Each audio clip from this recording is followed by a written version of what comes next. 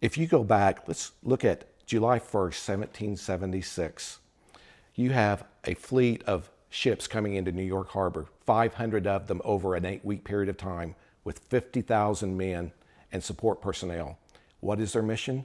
They're coming to crush the resistance in the colonies, to crush it.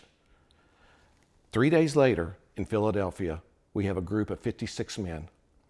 And what they do is they sign their name to a document. It's called the Declaration of Independence. They knew that those ships was coming into the harbor. They knew that.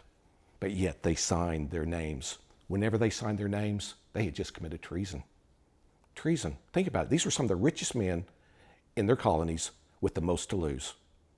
So whenever John Hancock signed that document, he signed it twice as large as anyone else.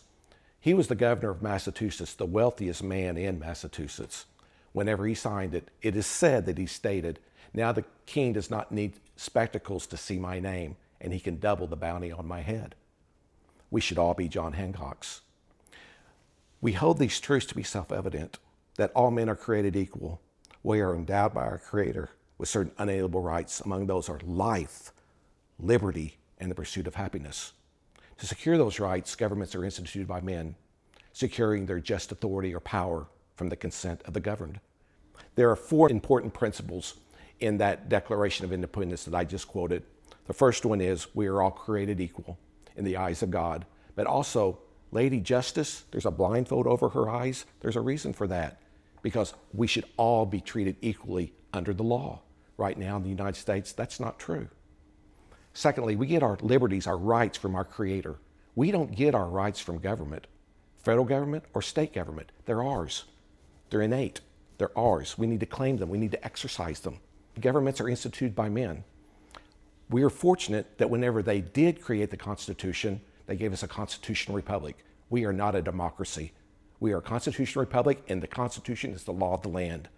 But one of the most important things in the last phrase, gaining their authority from the consent of the governed, that's us. That's you and me. At the end of the day, we have the authority, and we need to learn how to exercise it. Benjamin Franklin said, in free governments, the rulers are the servants, and the people are their superiors and their sovereigns. That means something to me. So where do we get liberty? We get it from our Creator. Why is it important? Because if you've ever lived in a totalitarian government, you'll appreciate, we've never lived that way. Most Americans haven't. At the end of the day, if we don't protect that liberty, you will not be able to go to church and worship the way you want. You will not be able to pick the career you want. Your children may not be able to go to the school they want to. We learned that during the COVID lockdowns, how government really would like to act. We've learned it. So we need to protect that liberty so we don't have to go through those things again.